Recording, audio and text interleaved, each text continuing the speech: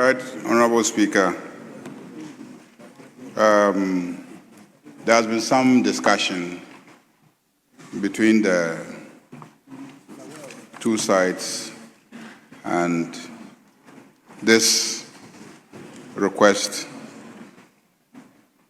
is supported by the majority, except to say that the discussion is to the effect that both sides will make a statement on that subject matter. And so when the leave is granted, it should be granted so that both sides of the House will be granted leave to make statements on the same subject matter. Thank you, Mr. Speaker. Leave is granted for the, you said the Minority Chief Whip, you can proceed to make the statement. Speaker, I am humbled and grateful for the leave granted, and I thank leadership for the opportunity. Mr. Speaker, it is with deep concern and sorrow that I make this important statement to recognize the impact of the tragic incident that has been reported in our media space just this morning. The death of some 6 potential recruits for the Ghana Armed Forces, which took place at the Airworks Sports Stadium in Accra. Speaker, indeed, as has been confirmed by the Ghana Armed Forces in its press statement issued this morning, we have all been caused to recline to mourning. Our heavy hearts go out to the families of those victims, including the several others who have been injured on various levels of severity and receiving treatment. Speaker, at the hearing of this news, I thought of the words of Shakespeare in The Tempest when he said, quote, "We are such stuff as dreams are made on, and our little life is rounded with a sleep," unquote. These victims were once among thousands of Ghanaians waiting for the opportunity to join the Ghana Armed Forces, but met their fate in such an unfortunate event. This is no small matter to shelve, and as concerned and indeed affected leaders, we must move to restore hope in our people, even in the time of grief. Speaker, the grief heightened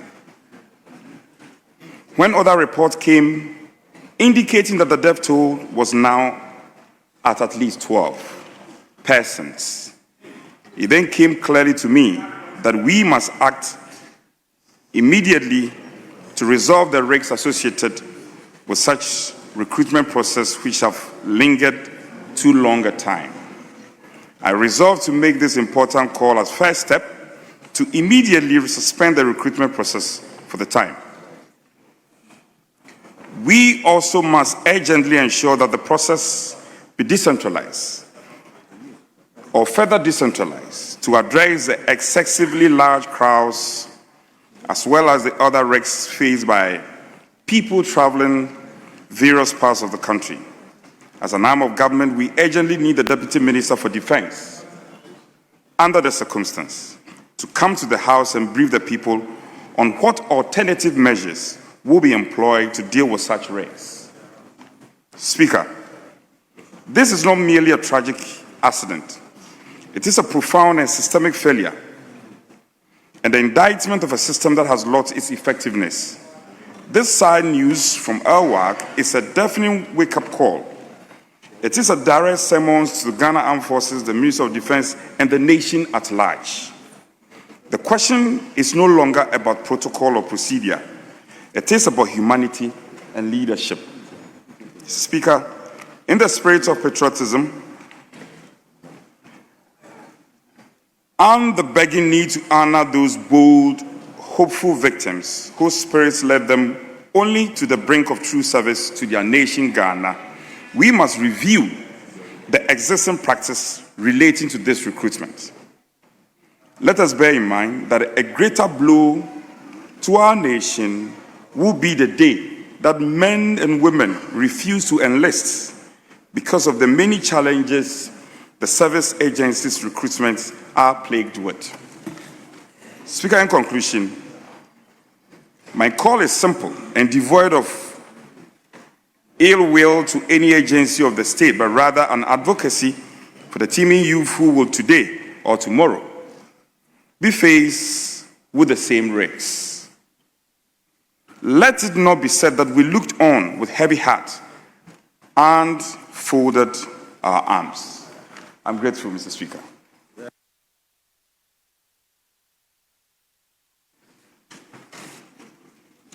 Honorable members,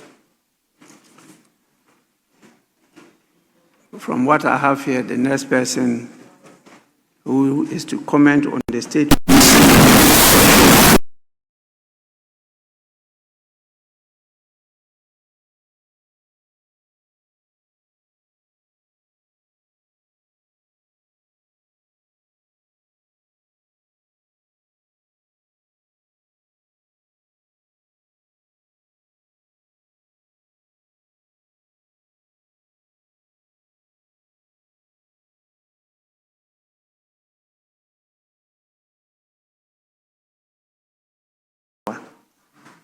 And so, by the standing orders, your comment should not exceed 5 minutes.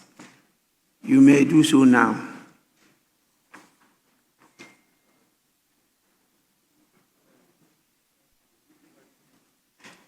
Thank you, Mr. Speaker, for the opportunity. Mr. Speaker, this is an urgent statement on the unfortunate tragic stampede at the Elwak Stadium earlier this morning. The Right Honorable Speaker, I rise this afternoon with deep sorrow to draw the attention of this Honorable House to the tragic stampede that occurred earlier today at the Elwak Sports Stadium in Accra during the ongoing Ghana Armed Forces recruitment exercise. Reports indicate that some potential recruits lost their lives, while many others sustained various degrees of injury in their attempt to go through the screening process for enlistment into the Ghana Armed Forces. Mr. Speaker, this incident is a national tragedy. It is a painful reminder of the risk and desperation that many of our young people face in search of opportunities to serve and contribute to the development of our nation. No one deserves to die in seeking an opportunity to serve the badge of this country. These were young people, patriotic citizens responding to a national call to duty. Their only desire was to serve Ghana under the flag with loyalty and pride. Mr. Speaker, I extend my heartfelt condolences to the bereaved families and loved ones of all who lost their lives in this unfortunate event. To those who sustained injuries, we pray for their full recovery, and our thoughts and sympathies are with them in this difficult period. Mr. Speaker, I wish to commend His Excellency President John Dramani Mahama for his sweet and compassionate response. His prompt visit to the 37 military hospital demonstrates true leadership and empathy. It sends a powerful message that the government stands firmly with victims and their families in this difficult time. I also acknowledge the efforts of the Ghana Armed Forces, the Ghana Police Service, the National Ambulance Service, and the dedicated medical professionals who responded quickly to the emergency and worked tirelessly to save many more lives. Mr. Speaker, we cannot treat this as an isolated incident. There must be a full-scale investigation into the circumstances surrounding the tragedy, from crowd management and planning to logistics and coordination. We must establish accountability and ensure that the systemic failures that led to this incident are decisively addressed. If anyone slept on their job, they must be sanctioned accordingly. The findings, Mr. Speaker, of this investigation should guide immediate and practical reforms in the recruitment processes of our security institutions. Mr. Speaker, it is time to rethink the centralized mode of conducting these recruitment exercises. The days of assembling thousands of young applicants in a single venue must end. We must further decentralize the process and adopt a data-driven, technology-enabled system that allows applicants to be screened and processed in batches across various regions. This approach will enhance transparency, efficiency, and more importantly, safety, while preserving the dignity of our young people. Finally, Mr. Speaker, this tragedy must awaken our collective conscience.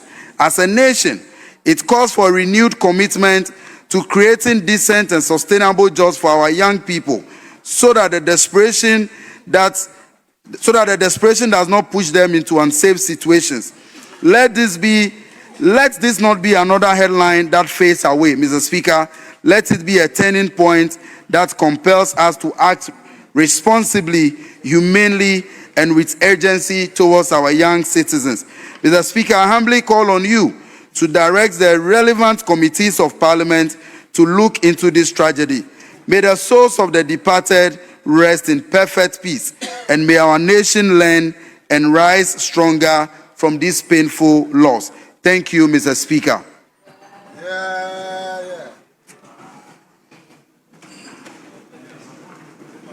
Yes, Honourable Member. Thank you, Mr. Speaker, for the opportunity to have a bite on these statements ably made by members in this House. First by Honourable Anodom Prayer and that of my brother Edem Agbana. I also add my voice to console parents who have lost their lovely ones at this moment unexpectedly, and also the injured. May the good Lord heal them fast for us. Mr. Speaker, I'm sure it's good to put things on record. I was just monitoring the news, and I can be on authority that at 37 Military Hospital, the officer in charge is confirming that is about 6 lives lost and 12 in critical condition, and by the grace of God, they are responding to treatment. And then instead of the 12 lives that people are thinking it is. So let's have the records well done that way. And to also indicate that ideally they have decentralized, because I just called one of the officers I know. The figures are about Elwak alone, 22,000 young people looking for the job here. Tamalif, 5,000 people. When you get to the Bono and Ahafo combined, 8,000. So in totality, that's Manos Bunu East. So in totality, about 50,000 youthful, able-bodied men looking for non-existing jobs. This also tells us as if, as a country, we have not been fair to the youth. Let's think of that direction, Mr. Speaker.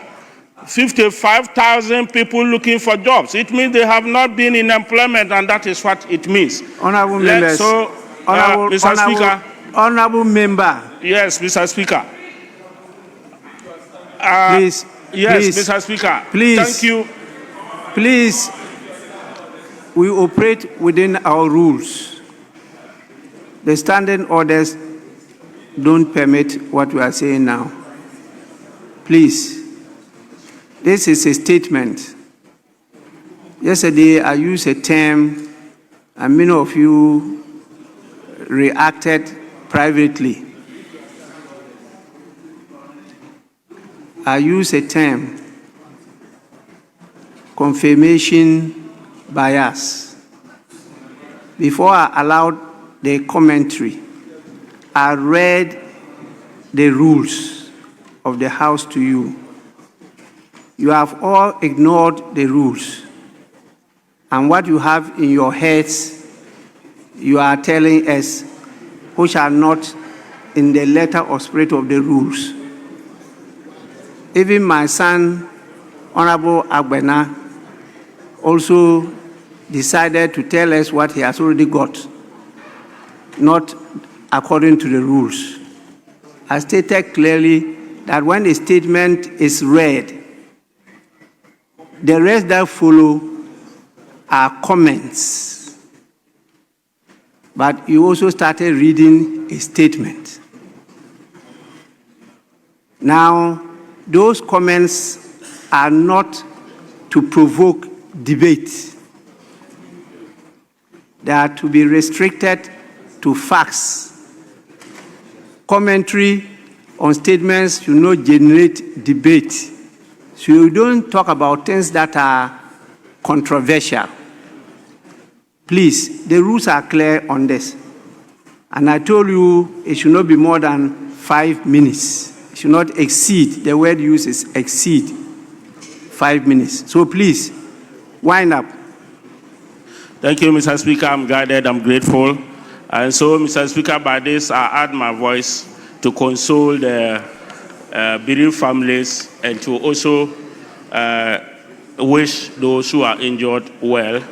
I'm grateful, Mr. Speaker, for your guidance. Thank you. Yes, Honorable. Thank you very much, Mr. Speaker. Thank you for the opportunity to add my voice to what one of the makers of the statement termed as a national tragedy. Indeed, it is a national tragedy, and I wish to sincerely thank the makers of this statement. Mr. Speaker, either two, recruitment, or all those wanting to be recruited into the Ghana Armed Forces gathered at Elwak, it became necessary for us to decentralize the whole process. And in fact, the very first time I heard of the decentralization of the process, I thought that finally we had nailed, we had gotten it right. But here we are with the same problem facing the country.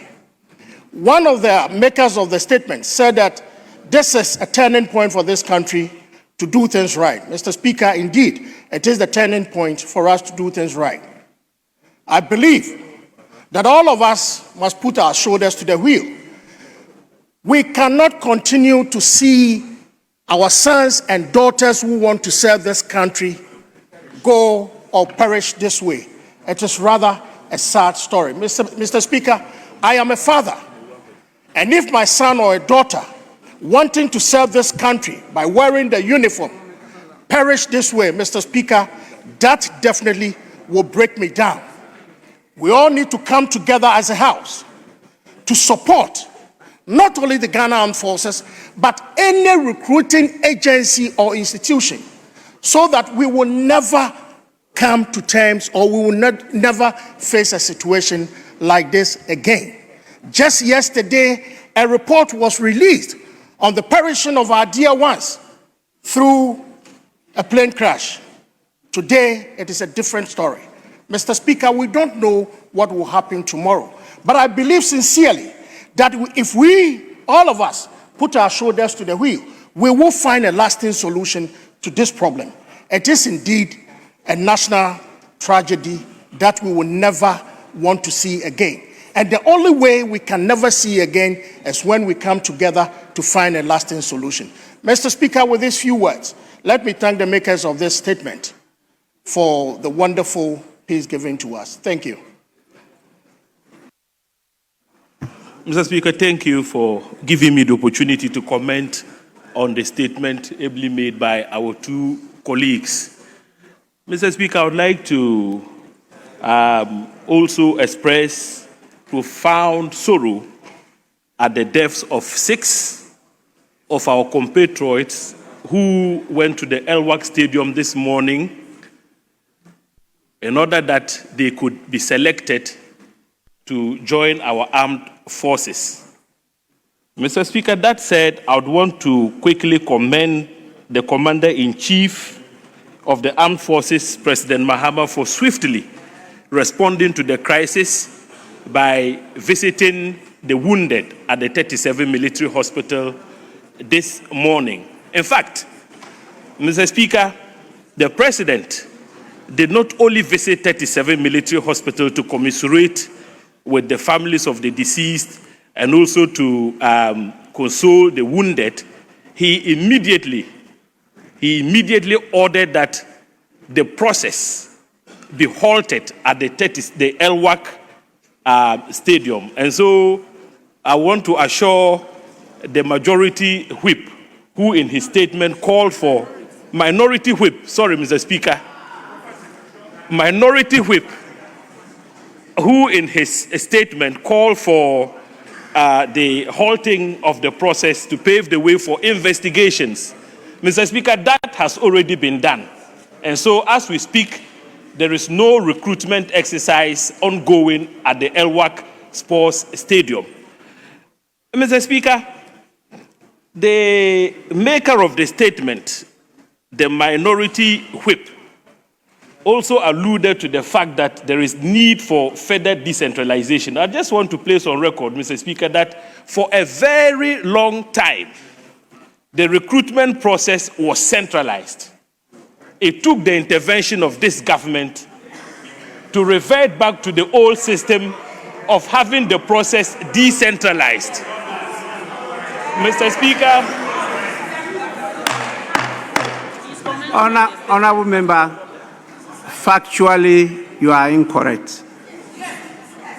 Factually, you are incorrect. Mr. Speaker, my take is that for a long time, the decentralized character of recruitment had been shelved, and that it was in recent times, under this particular dispensation, the decision to revert back to the old system came into being. Honorable member, make comments. Don't raise issues that are debatable. Let's comment and move on. Mr. Speaker, I take a cue. Mr. Speaker, let me further touch on another issue which has to do with the crowds that poured out at the various recruitment centers. And I ask myself, why would this happen even when the process has been heavily decentralized to the extent that today, as we speak, across all the regional capitals, the same exercise is ongoing? I ask myself that question. Mr. Speaker, could it be that since 2021, the military did not advertise for recruitment, and that once the adverts were made this time around, a lot of the youth who are unemployed thought that this is an opportunity to at least put themselves up for recruitment? Because since 2021, we haven't had the situation whereby the whole process was advertised in a transparent manner and people asked to report at the various training centers for recruitment. That is a question I ask. Be that as it may, Mr. Speaker, I support the calls for this matter to be thoroughly investigated in order to ensure that we don't have a future reoccurrence of the tragedy that happened today. I thank you for the opportunity, Mr. Speaker. Yes, Honorable Dominic Nitiwul. Mr. Speaker, thank you very much. Mr. Speaker, let me take this opportunity to sincerely sympathize with the families of the people who lost their lives in these tragic circumstances where young people indeed went out there to look for a job for themselves only to find themselves lying in the mortuary. The last thing we can do is to politicize their deaths. It's very, very painful because if you're a family member, you'll be very sad to see somebody trying to do politics with this. So I will not, and I don't expect any member to do that. But Mr. Speaker, the military had never, not under my watch, or under Kumbo or Woyogo, or Kandapa or Adukufo, or any of the ministers of defense in the past, deviated from what they are currently doing. They had always gone to the regional capitals to do exactly what they are doing now. Never We did that in 2017, 2021, we did the same thing. At no point did the military deviate from that exercise. I just wanted to make that correction. It's always been the same thing. There are two forms of getting people into the military. The officers is called enlistment, and the recruit is called recruitment. The current system is recruitment. And every year we enlist people into the military. That's the officer call. But for the recruitment, once people apply and they have qualified, you don't want to waste the time of the Ghanaian youth again to every year be applying only to collect money from them. You never want to do that. So sometimes you do it biennially, or sometimes you can even do it every year if they are there. Mr. Speaker, as we sit today, I can tell you that over 10 to 20,000 young people applied and are qualified. Meanwhile, the military is going to take only 4,000 people. This current recruitment, just 4,000. The Accra Center alone has more than 5,000 people. That is the difficulty that we face.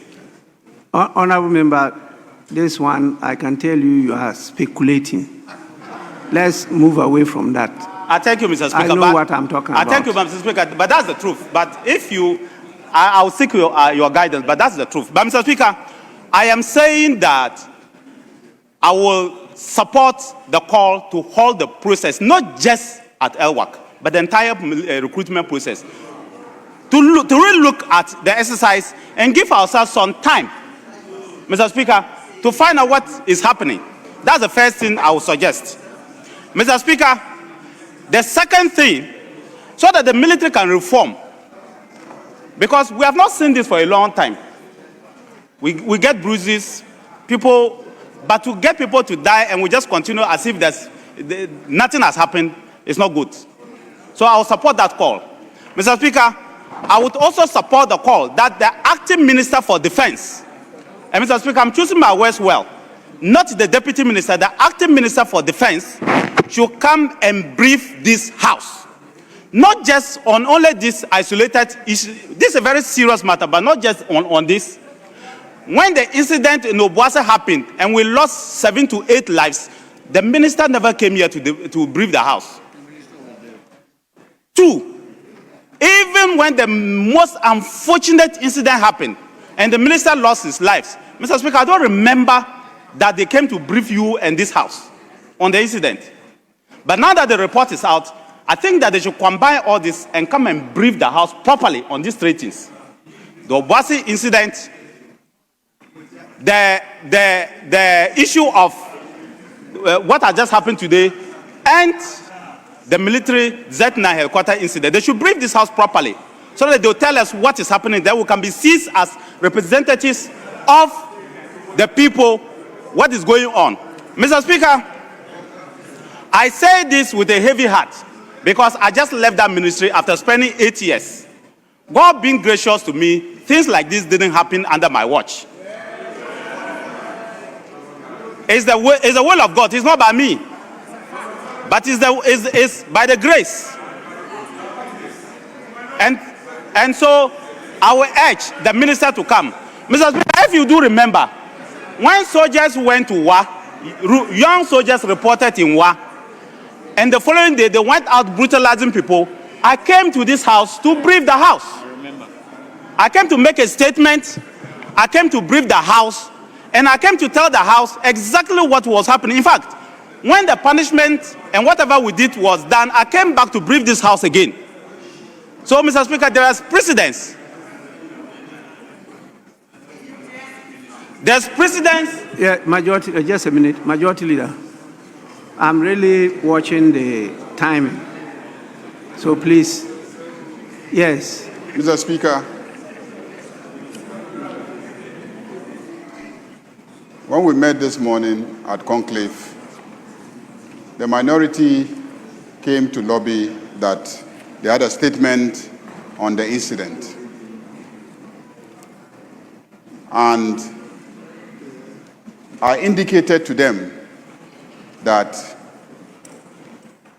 the ministry had plans to come and brief the House.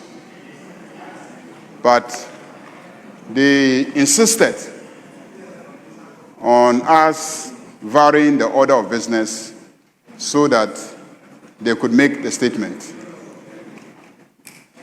So, Mr. Speaker, if we had been patient, we would have actually received the minister at statement time to make the statement even before these statements were made. So I want to assure him that the acting Minister for Defense, that's the Minister for Finance, is on his way here to come and make a statement to this House. So please exercise a little patience, and very soon the acting Minister for Defense will be in this House. Minority Leader. Mr. Speaker, lately we have been receiving a lot of tutorials from the respected Majority Leader, tutorials on rules of this House. Mr. Speaker, with respect, I submit most humbly that what he just did was not a point of order. Mr. Speaker, when the leader of the House himself chooses convenience over principle, it becomes worrying. It is becoming very convenient that the leader of the House is very intolerant of views that are expressed by this side of the House, and he finds ways to come through a supposed point of order and even issue threats. Mr. Speaker, this must stop. As and when it pleases the Majority Leader, he uses the rules to stop people from expressing their opinion. Mr. Speaker, this is House of Parliament. We do not have any problem at all if the strict practice is that rules. It will be an opportunity for us to learn and learn. But he who comes to equity must do equity. He must do equity. Enough of this, Mr. Speaker, and I humbly beg that if he is talking about rules, he himself should practice it. What is happening, Mr. Speaker, in this House is amounting to the Majority Leader using the back door to introduce a certain culture of silence, to silence the views of the minority. That is what he's doing, so that he would intervene to stop your thought pattern and have his way, instead of patiently waiting for his time to make his own views known. This must stop. It must all come from the leader of the House. Yes, Majority Leader. Mr. Speaker, it is obvious that the Minority Leader has issues.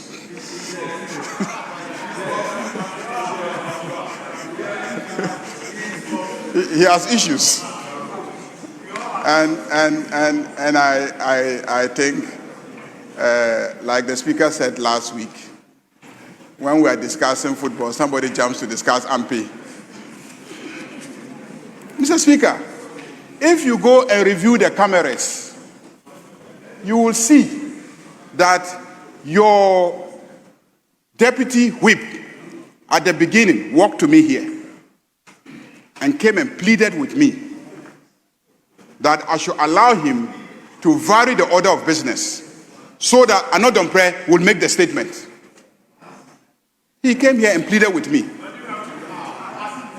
He came here and pleaded with me. The cameras bear testimony. The cameras bear testimony. Mr. Speaker,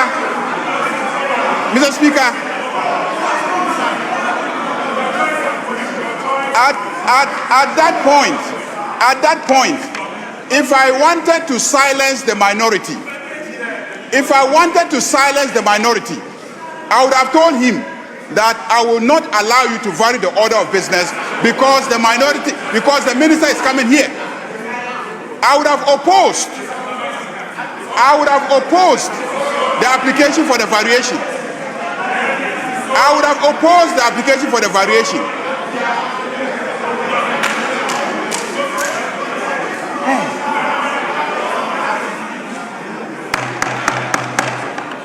Honorable member, what are you doing? What are you doing?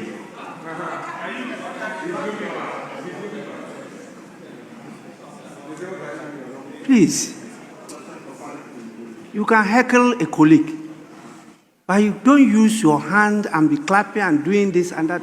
That is noise. You can't do that. I have. And I what was. are you doing? And what are you doing? Please. What are you You started today on a very good note, calling on us to work together. Please.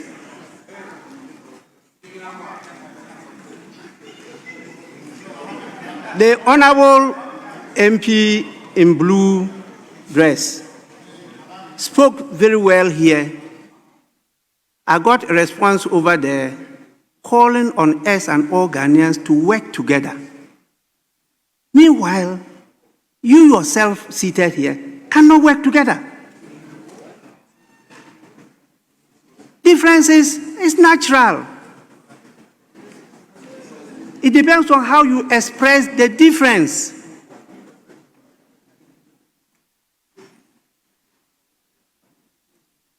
What you do here is you try to persuade. You don't persuade a person by shouting at the person. You don't. You have to use a voice modulated in a way, the tone, the words, how you express it to convince the person. You only do that when you go to boys or girls.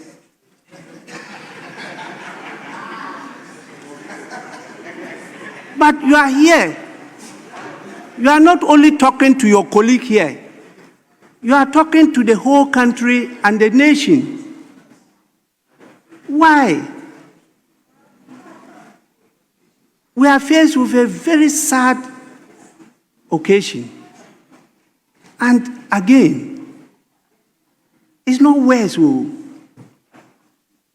actions. Let the Ghanaian people see that really is shocking. You are sad, and that you want to do something about it. This is not an issue you use for politics at all. Please. The speaker should not participate in debate, but the speaker is not among the three monkeys. See no evil, speak no evil, hear no evil. That is not the role of a speaker. The national interest prevails, and how to protect it. You know it, that part of our rules talk about interruption of debate. Go through it in the standing orders. One of them is the point of order. Read it yourselves. It goes beyond point of order. When you have information and you want to share, at the time a member is talking, you are also allowed to interrupt. Please, let's continue to cooperate and let the good people of Ghana know that we are truly representing them, not parties. Honorable Dominic Nitiwul, you may go on now. Mr. Speaker, thank you. Mr. Speaker, I thank you, and I thank leadership. I'm treading a very fine line because I just left the place. And you know that the military is a very disciplined institution. And I would have wished and prayed that this didn't happen to the military. But unfortunately, we are where we are now. And so I'm treading cautiously.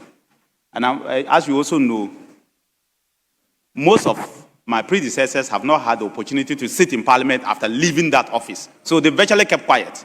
So I have to always juggle between and mind how I carry myself because of the position that I held. So, Mr. Speaker, I say, and I still repeat, that I support the position that we should hold the whole process and review it. 2, I also think that the minister should come and brief us. And I'm happy he said he's briefing us on only this particular thing. But I said that if he briefed us on the 3 key things that happened, it would have helped us. Especially the report that just came. It will have helped the nation and all of us because we are representing the people. Once they brief Parliament, we have briefed the nation. And thirdly, the other security agencies will also do recruitment. It's not just the military. They have also started advertising. And their numbers are even bigger than that of the military. And so we anticipate that the problems that we are seeing today, if the Minister for Defense and the Minister for the Interior do not sit to see how they can make sure that they reform the process, we may be getting worse situations, and we don't want that to be repeated. So I'll urge both ministers to look at how they will go about their intakes, Mr. Speaker, so that we don't get this repetition of issues any longer. And lastly, Mr. Speaker, this only tells us that we have a big problem in the country. Yes. A problem of unemployment. Big problem. And Mr. Speaker, the earlier the political class plus the leaders of this nation do something about it, the better for us. Because if young men all across the world, it's difficult to get people to serve in the military. People in US, people literally had to be begged to serve in many militaries. And today, young men and women are all rushing just because they want to serve in the military. I don't know whether it's for job purposes they are doing that or it's just the love of serving in the military. That is happening. But I will lean towards the fact that people want to survive. People want a job. And Mr. Speaker, I can say that we have a big problem of unemployment. And these teeming youth who are outside, between the ages of 21 when they have completed school and 25, if we don't do something about them, Mr. Speaker, this nation called Ghana, we may regret one day. I don't know when, but I can say that it's easier or it is better for the political class to think together. And I like the way you said we should work together. We should work together and find a solution to it immediately. Otherwise, Mr. Speaker, we may regret. I thank you, Mr. Speaker.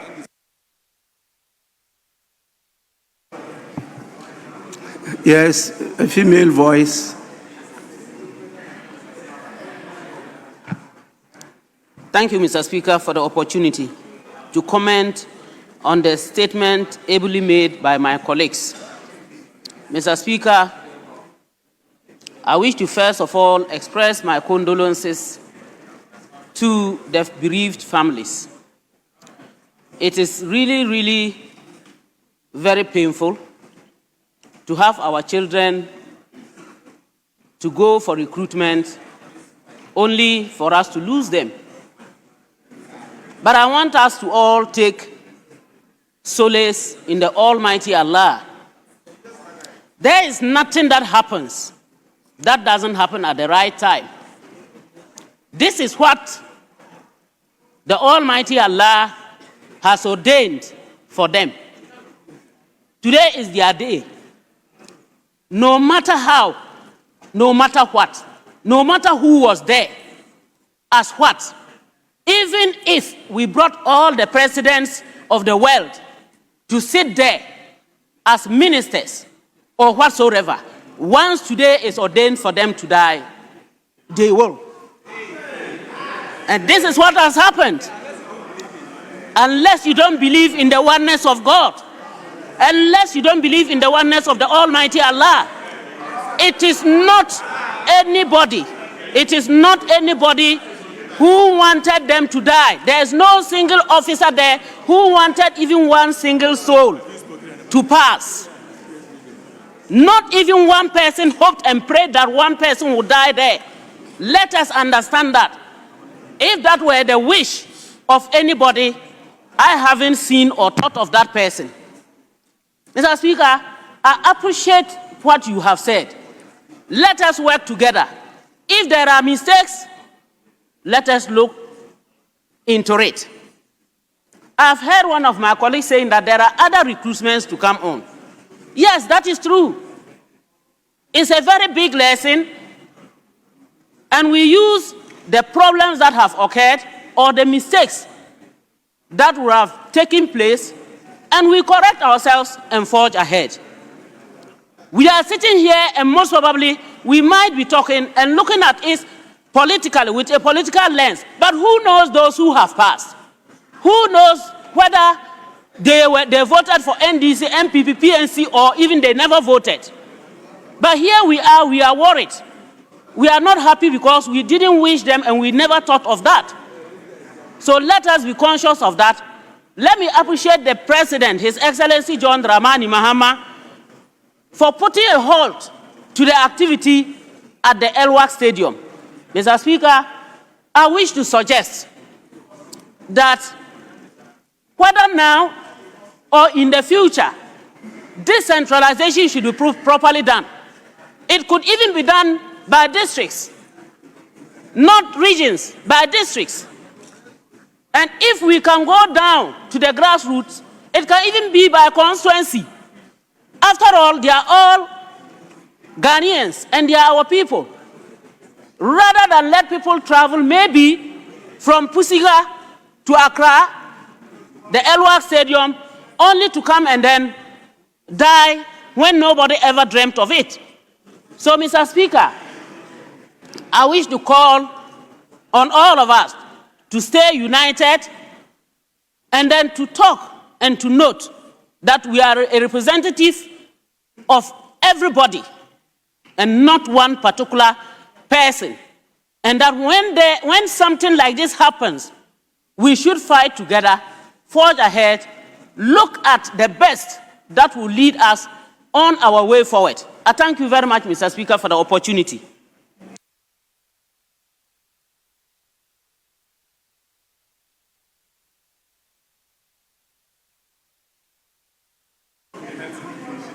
Who is senior?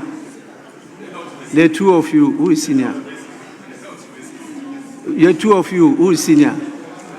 You are senior. Yeah, we'll come to you, don't worry. You want to yield to him?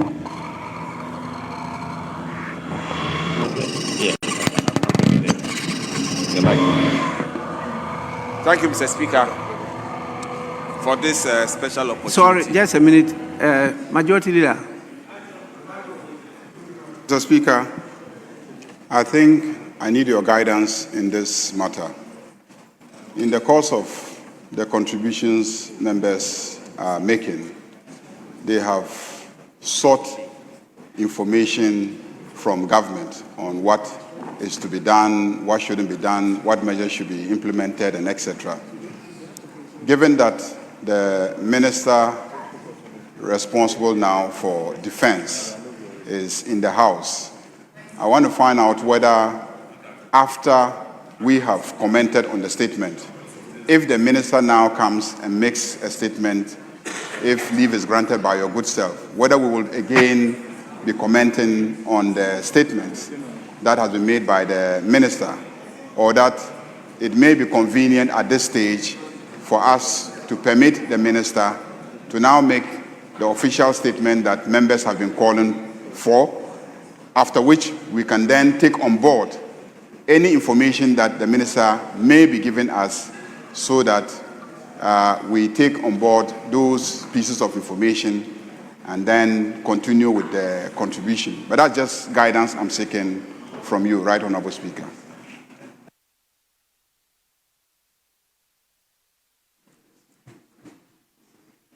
Will the, sorry, Minority Leader. Speaker, with respect. Mr. Speaker, what we are doing now is guided by Order 93. Now, if the minister chooses to come before us, he comes here under Order 91.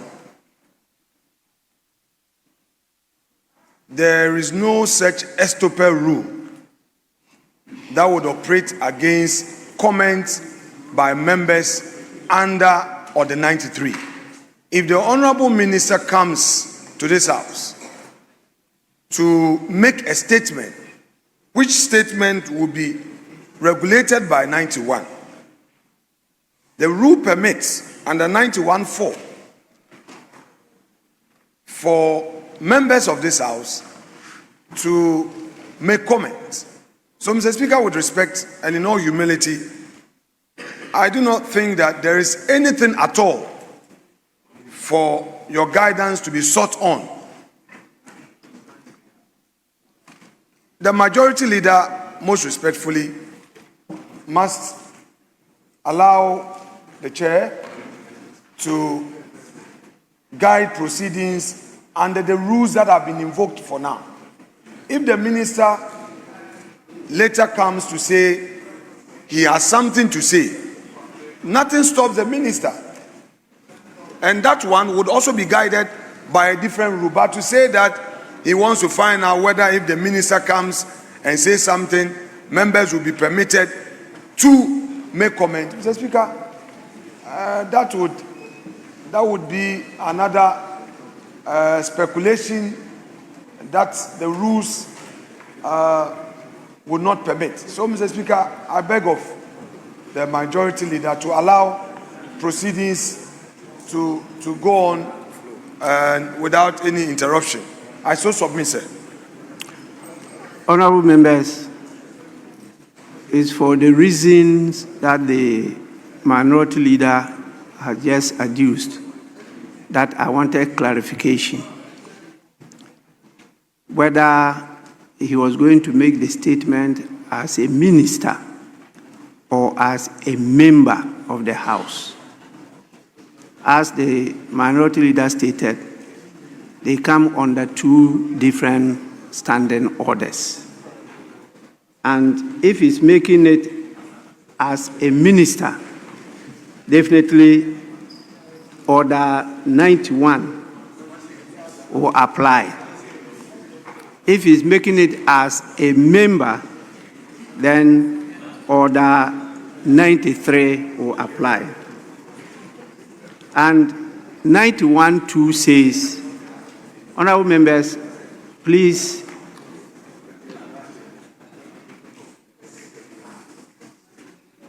we need your attention. This is an important matter. Are you vexed or you are leaving the premises? You are leaving. Honorable member.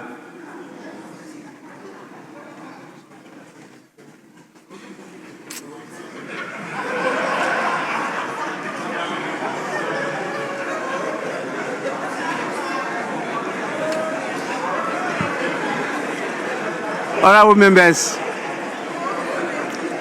Order 91(2)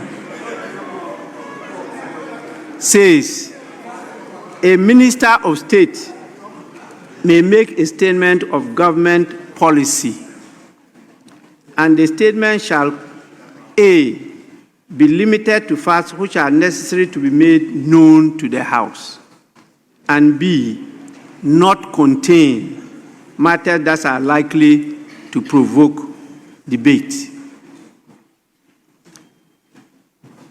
But if this statement by a member, because the statement has already been made by a member, what he will be allowed to do as a member is to comment on that statement. And that will be limited to what? Not exceeding 5 minutes. But if he's making the statement as a minister, it's not limited to the 5 minutes, but it will be limited by the A and B. But for comments, the same for members with regard to statement by minister or statement by a member. It's the same in such a way, you make a statement in such a way that it doesn't provoke debate and it also does not exceed the 5 minutes on both occasions. So that's why I wanted to know, are you going to make the statement as a minister or as a member? Mr. Speaker, he will make the statement as a minister. Now, if he's going to make the statement as a minister of state, and that comes under Order 91, and it is on the same subject, I will then allow him to make that statement.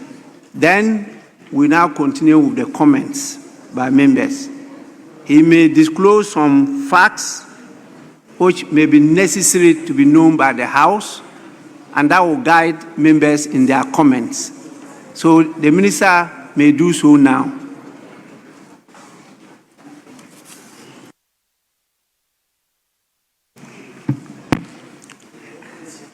Right Honorable Speaker,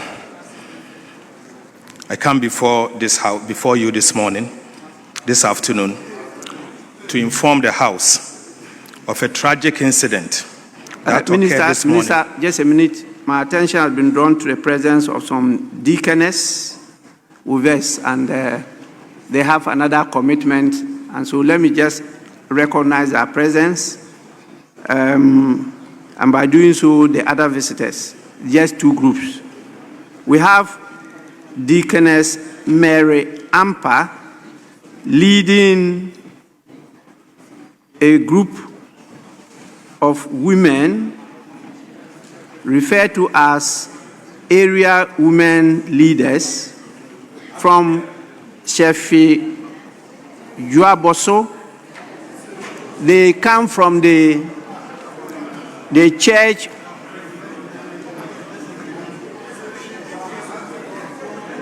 Yes, they come from the Church of Pentecost. They are 54 in number. Please, on behalf of the House, I warmly welcome you to Parliament. You have a lot of your members here. The Church of Pentecost has a lot of members as members of Parliament. So we thank you for producing so many members for the Parliament of Ghana. You are welcome. Please listen, watch their behavior, and help me to manage them. Thank you so much. You are warmly welcome. Resume your seats. We also have one Daniel Bahuli, and he's leading a group from Ningo Pram as the executive director. And the group is, in fact, is written in French. Le Passerelle Global Ghana. There are 96 in number. You are also warmly welcome. Bienvenue. I'm sure they are studying French.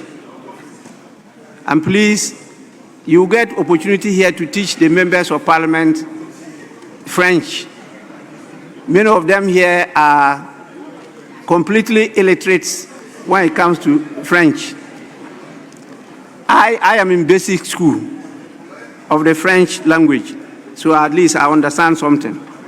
You are welcome, and you may resume your seats. Now, Minister, you may present your statement. Speaker call. Mr. Speaker. Just a minute. He's pointing, drawing my attention to something. Yes. Speaker, in the spirit of strictly going by the rules, Speaker, if you may, Order 91, already we have been told by the majority leader that the minister is coming under Order 91. And Speaker, if I may read Order 91, it says, the Speaker may make statement on any matter of interest to the House. Order 91-2. A minister of state may make a statement of government policy. Government policy. And the statement shall, and it goes on and on. Is it the case that our acting Minister for Defense, Honorable Member, you are completely out of order. Why? Oh, God.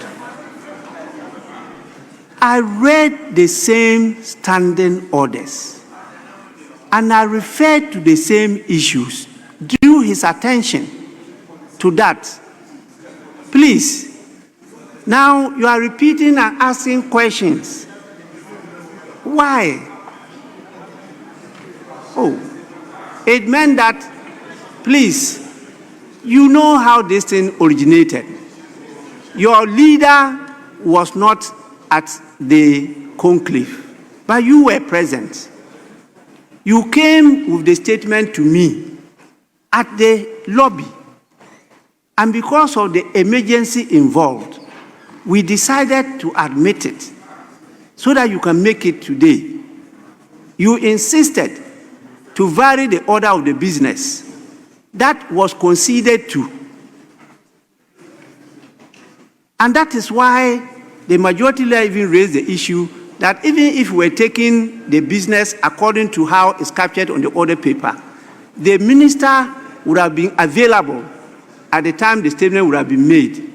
But we varied the order of the business, and it was made earlier than questions. And so the minister was not available, and that the minister will be coming to make the statement. It is under this. But why I said you are out of order is that I have already done what you are doing.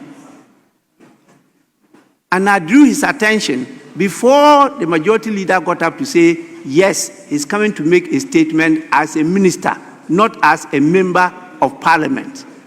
And so I permitted him to do so, guided by the standing order 91-2.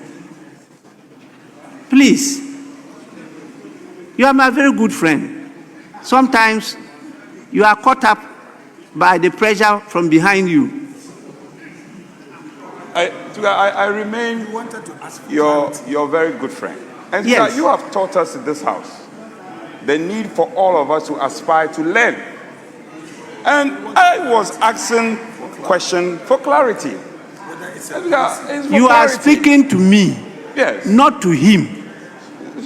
And it's not time for questions and answers. And so that's why I say you are out of order. Please. Speaker, I'm guided.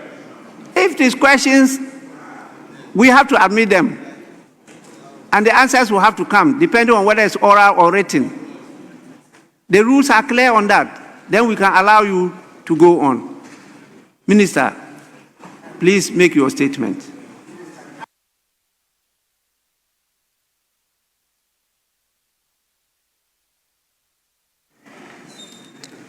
Right Honorable Speaker, I come before you today to inform the House of a tragic incident that occurred this morning at the Elwak Military Sports Facility during the ongoing recruitment exercise of the Ghana Armed Forces.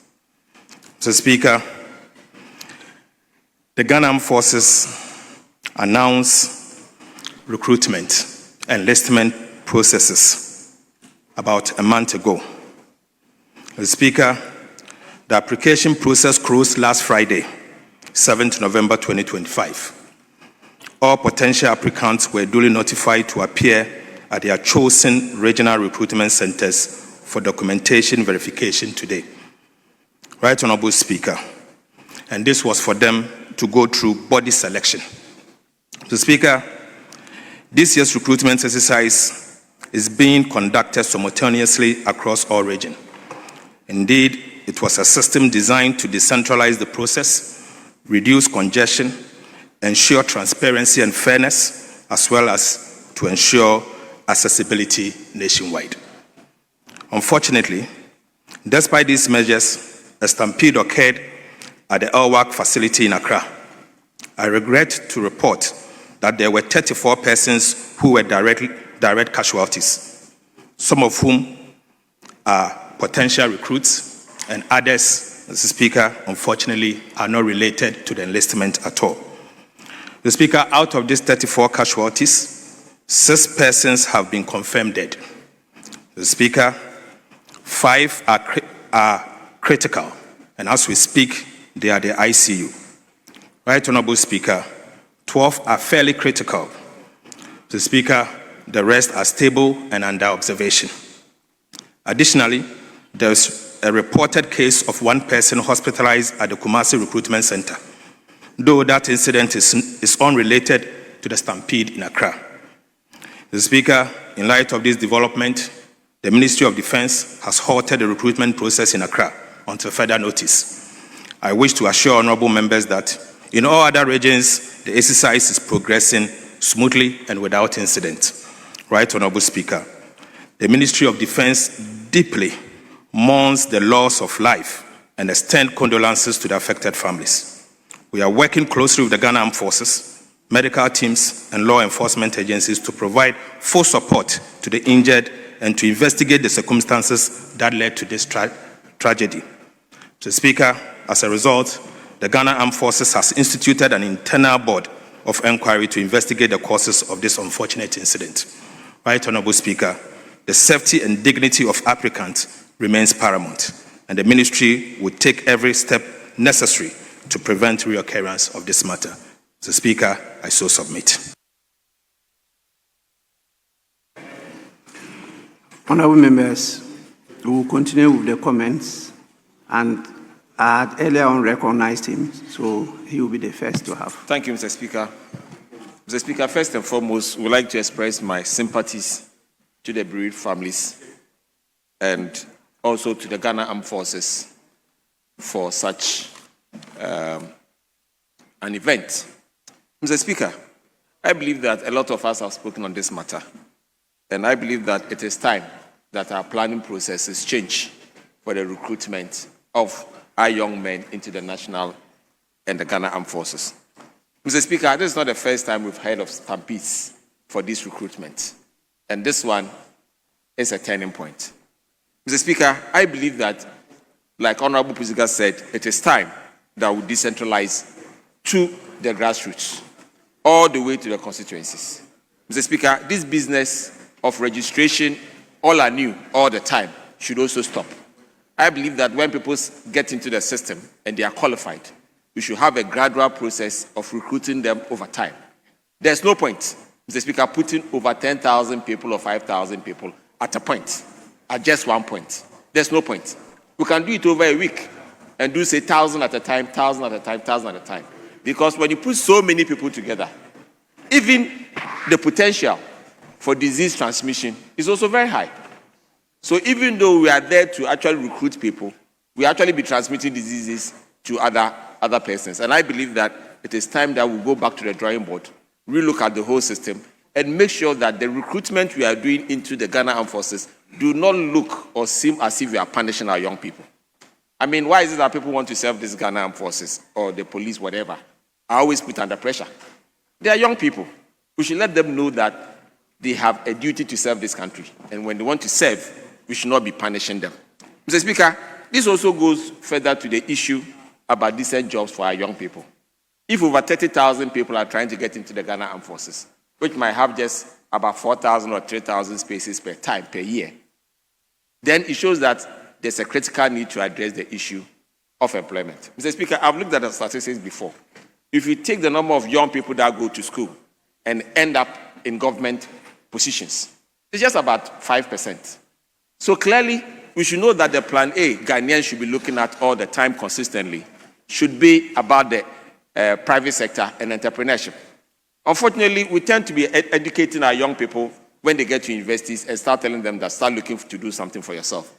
I believe that it is time that we start doing that education right from primary school, so that by the time they get into secondary school, they've accustomed to the idea of doing something for themselves. Because the Ghana government cannot and can never employ everybody under the system.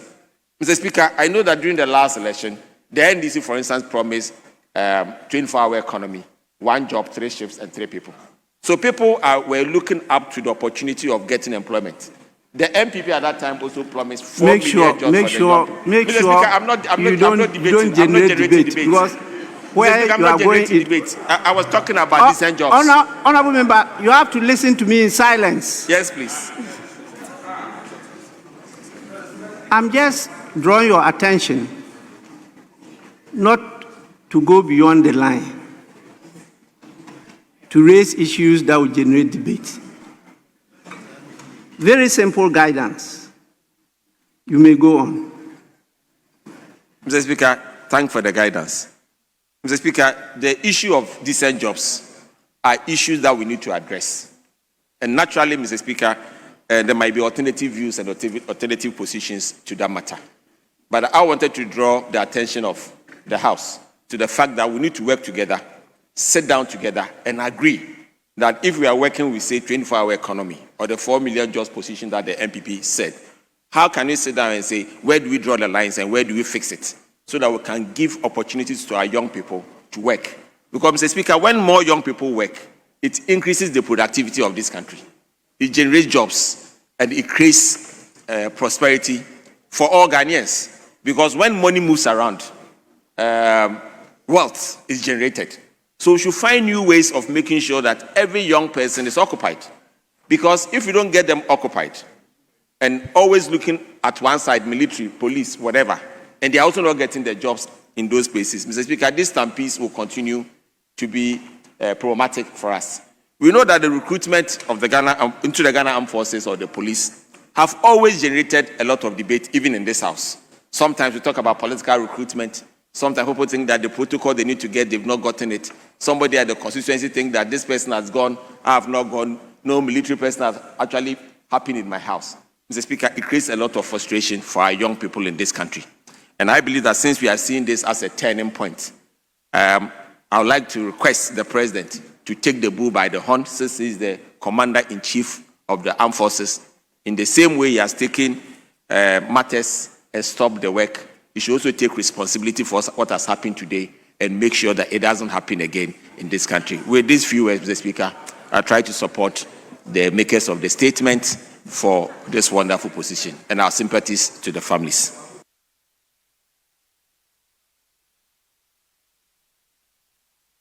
Please, the health dimension. Thank you, Mr. Speaker.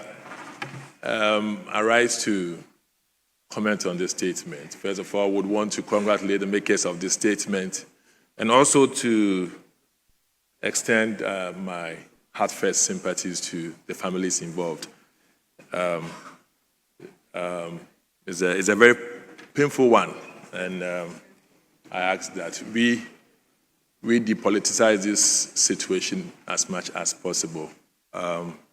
First of all, Mr. Speaker, I'm extremely disappointed in the armed forces.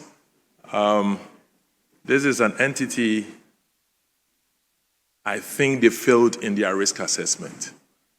They failed in their risk assessment.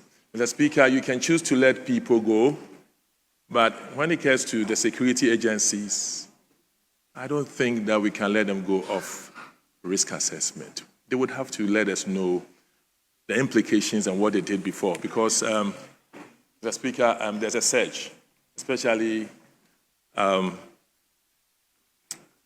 elections. And therefore, what were they anticipating and what measures did they put in place? I'm happy also to hear that the other regions are going on very well. And therefore, it means that, Mr. Speaker, we should know the way forward going with regards to these issues of screening. Now, I think that Ghana Armed Forces also failed to do what we call a public health need assessment for what they were going to do. I doubt if the Ministry of Health or for that matter, the Ghana Health Service have anything to do with this, because you are going to a field on a course that borders on public health issues. And I doubt if they have some sort of partnership with them. Mr. Speaker, again, in the House, when it gets to even budget, The quasi hospitals. Mr. Speaker, your committees, clearly we don't have a part to even assess the health institutions under these agencies. And very often than not, the health committee has a mandate to take care of all health institutions. But because these are quasis, today if you ask for a briefing on the situation of the health status of those who are admitted, it will have to come from the Minister of Defense, who is not so strong at the issues of health. So, Mr. Speaker, I think your committee must be able to update you on this issue. And there again, maybe the president, who is the commander-in-chief, may have to appoint a substantive Minister of Defense. Our very good friend here is acting Defense and Finance. But we can't have one ministry, a casualty at the start of the year, and then also along the way. I mean, it's one too much for everybody. So probably this is the best time for the commander-in-chief to bring a defense minister. I humbly submit to the acting defense minister that, minister, maybe in the compensation measure, we may want to look at the families involved graciously. There's nothing that you do that would appease them, but there is a way to get families have a sense of belonging and government being there for them. For those who died, for those who had some injuries, if there's a way that you can see them through and have a family to have some sort of replacement, the good people of this country will be extremely grateful. So, Mr. Speaker, I'll be very happy if the Minister of Defense will let us know in the other regions going forward what sort of measures are in place, that if any of this should happen at other places, and there is hope for the Ghanaian. Thank you so much, Mr. Speaker. Thank you.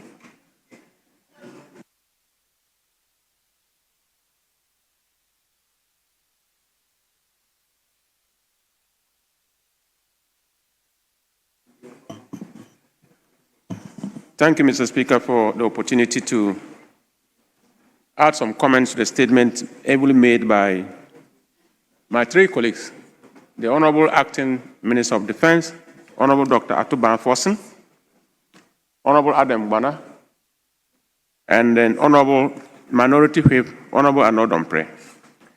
Mr. Speaker, I also want to thank the Majority Leader and Leader of Government Business for varying or agreeing to vary the business of the day to incorporate this very important statement from the other side of the House. That demonstrates good leadership. It brings our democracy to another level, and it shows how important we are taking this issue that happened at Elwak in this House. Mr. Speaker, I want to plead that let the optics be right. Let the Ghanaian people out there see that we are mourning, and all of us are sad in our hearts. I was so sad when the heckling was gradually becoming noisy. And Mr. Speaker, thank you for bringing us back on track. We are mourning, and we should demonstrate to the Ghanaian people that we are very sad, and this should never happen again. Right, Honorable Speaker, let me convey my condolences to the bereaved families. Lives so young and lost too quickly. It is very sad. 9 p.m. yesterday night, people were at the Elwak Sports Stadium, hoping and praying that this morning they will be attended to, and their dream is to wear the green uniform to serve Mother Ghana. What happened is quite unfortunate. Mr. Speaker, changing crowd behavior over the years is worth studying. In the year 1990, if you have 10,000 people who have gathered for recruitment, and there are other opportunities available, their behavior would definitely be different from 2025, when you have over 22,000 people at a particular point, and they are so desperate and not believing that if they don't get this opportunity, there's anything anywhere for them. So I am saying, Mr. Speaker, that what happened at Elwak, we may blame everybody, blame ourselves, but the truth is that it has happened already. What are we learning from this incident? What can we learn? Decentralization for recruitment is very good. But, Mr. Speaker, as I tell you, if you look at the history, the police has a better record. The last time the police recruited, if you go to the police training school, over 4,000 people were handled in a day. How was it happening? At 6 o'clock, 500 people were invited. 8 o'clock in the morning, another 500. Within 2-hour interval, people were invited on daily basis. Gradually, you can deal with 2,000 people in a day without seeing a crowd. These are all best practices that we need to learn. And with the inclusion of technology, I am quite sure this is not a very difficult thing to do. We are all surprised that the crowd surged and became very violent to the point that they lost control, and we lost these 6 people. Mr. Speaker, I want to plead, and I thank the Minister for Defense, the Acting Minister for Defense, for halting the process in Accra. Let's caution all other commanders in the other recruitment centers that they should learn from what happened in Accra and ensure that the exercise becomes successful across the country. But what happened in Accra, as much as we are halting it, we appreciate it and we support the move, and gradually we will learn from best practices, and this recruitment exercise will still be very smooth. The numbers that are coming in the other security sector should not threaten us, because this is the best practice that we are learning, and I'm sure that when the police begin, or when the immigration starts, or when fire service comes on board, or when the prisons are recruiting, we will not see anything of this nature. With these few comments, Mr. Speaker, I want to thank you for the opportunity. Honorable members, I had to permit the Minister for Finance to go and try to complete the finishing touches for the budget for tomorrow. So if you saw him leave, he has left with my permission. I will take one more, and then we can proceed to do other business. Yes. Thank you very much, Mr. Speaker. I am very grateful. Mr. Speaker, I rise to comment on this statement as a young Ghanaian. Mr. Speaker, as a young man that is seeing the challenges that is confronting this country. Mr. Speaker, as a tenterhook that we are sitting on as a country. And Mr. Speaker, to also join in professing some challenges, some solutions to the challenges that are bedeviling us. Mr. Speaker, these young Ghanaians left their various houses with some dreams. Mr. Speaker, the dream of serving their nation. But this dream, Mr. Speaker, ended up taking their lives. Their hopes were lost, and their dreams, Mr. Speaker, were shattered. Speaker, this is as a result of some recruitment failures we have all looked upon from time immemorial. Successive governments, Mr. Speaker, not just one government, successive governments. Mr. Speaker, you will be surprised how every young man, as soon as they complete secondary school, Mr. the only thing they are looking forward to is to join the Ghana Armed Forces, join police, or join National Fire Service or immigration. Mr. Speaker, this is as a result of security of jobs and the unavailability of jobs that are facing the young people of this country. Mr. Speaker, if it will surprise you to know that year in, year out, about 20 of thousands of Ghanaians buy forms only for the services to recruit less than 1,000, 2,000, or 3,000. About 5 or 10% of these Ghanaians, Mr. Speaker, yet they queue in their numbers, go through frustration in this country, all in the name of serving their good people or serving their country. Mr. Speaker, it is time that we look at our processes. Mr. Speaker, we must, as a country, begin to look at a comprehensive digitization system that will help us recruit our young men without allowing them to go and queue every year like we are seeing. Mr. Speaker, some of these processes can be digitized so that we will reduce the hardship, the burden, the frustration that our young people go through. Mr. Speaker, again, we must look at how opportunities are distributed for our good people in this country. Mr. Speaker, we may all shy away from the truth. But, Mr. Speaker, even out of the 20,000 people that are queuing there, the services are taking less than 3,000-4,000. Well, the figures, I may be wrong. But, Mr. Speaker, even inherent in that figures, there are opportunities that are given to some Ghanaians, and some Ghanaians are also not having some of these opportunities. Mr. Speaker, that is how we must look at this situation. How we will distribute opportunities equitable to every Ghanaian in this country. Mr. Speaker, one of the speakers of this, or the makers of the statement, my good friend, Afenyo Markin, Mr. Speaker, called for accountability. Mr. Speaker, I am not just looking at accountability. Mr. Speaker, I'm looking at an overhaul of the opportunities that we manage in this country. Let us look at an overhaul system so that we may not, because we've seen some of these processes. And the sad part of this is that all the people that are confirmed dead, Mr. Speaker, are female. Young Ghanaian women that want to serve. And we are today mourning the loss of innocent souls. I don't know how the families will be compensated, because the people or the family members that are going out there to give them hopes ended up losing and losing the hopes. Mr. Speaker, I will crave and beg that we apply some tactfulness, some deep thinking in how we recruit, how we give opportunities to our young people in this country, and we look at how the system will be managed without repeating some of this chaos we do repeat every successive year when we are recruiting. So that, Mr. Speaker, in future, our young people would want to serve with pride and dignity without losing their lives or without ending these dreams and hopes that they have. Mr. Speaker, with these few words, I want to commend the maker of the statement for the urgent need or the urgent timing that you brought the statement. Honorable Frank Wabena Anodompre and my good friend Edem Agbana, and the minister as well for swiftly responding to this matter. Thank you very much, Mr. Speaker.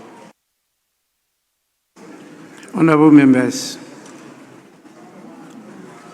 you all know that this is one of the most respected institutions of state, and the leaders and personnel of the Ministry of Defense have constantly been rated above parliamentarians when it comes to trust of the people. So this is an institution that we revere. And in fact, my own story shows that because of my reverence and the commitment to serve, in 1977, I went there for enlistment, not recruitment. Enlistment. Honorable members, please, may I have your ears? I went there for enlistment. That time, we were not looking for employment. It was not looking for employment. We're going to serve as men. There are no women in the military. They are all men. And it was so smooth at that time. I was deselected. Yes, and they told me why I was deselected before I proceeded to the university. So this is an opportunity for us to rethink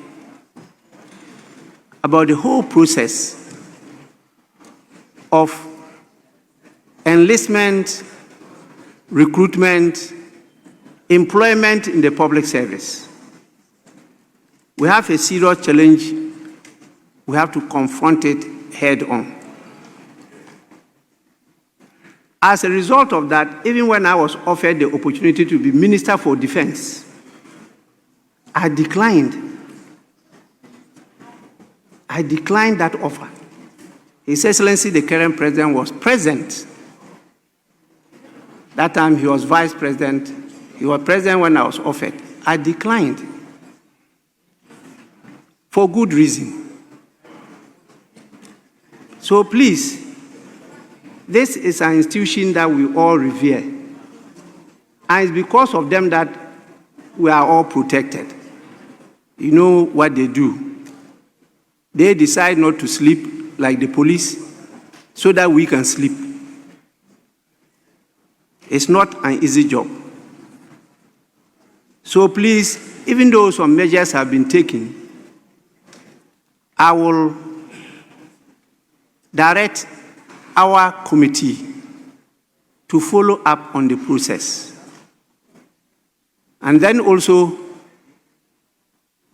emphasize what others have said for us to expedite the process of appointing a substantive minister.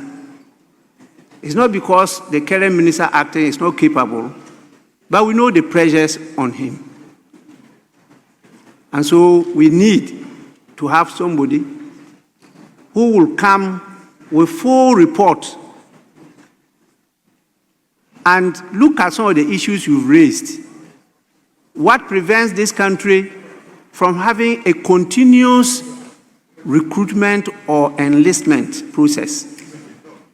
We don't have to wait and do it once every year or sometimes 2 years so that you can accumulate so many people and they have to rush to try and get recognition and end up not living. So please, it's something that with your support, the Committee on Defense and Interior, please follow up on this matter. And later on, leaders, you can program and schedule a date for us to get the committee and the minister to give us a full brief on it. And we will share information because it's something that is already being debated by civil society, and there are a lot of proposals. They will give us the reasons why those proposals cannot be implemented. We can all work together and find a solution to this problem. If not, the future may even be more terrifying than what we've experienced today. So I want to, on behalf of the House, humbly convey the deepest condolences to the parents and families of the deceased. The House prays for the speedy healing and recovery of the injured.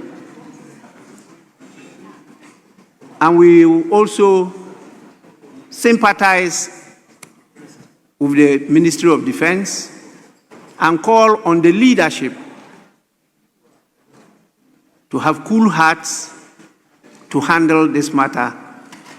And we thank sincerely the health personnel, together with the ambulance service and all those that have rushed to at least attend to the injured and the deceased.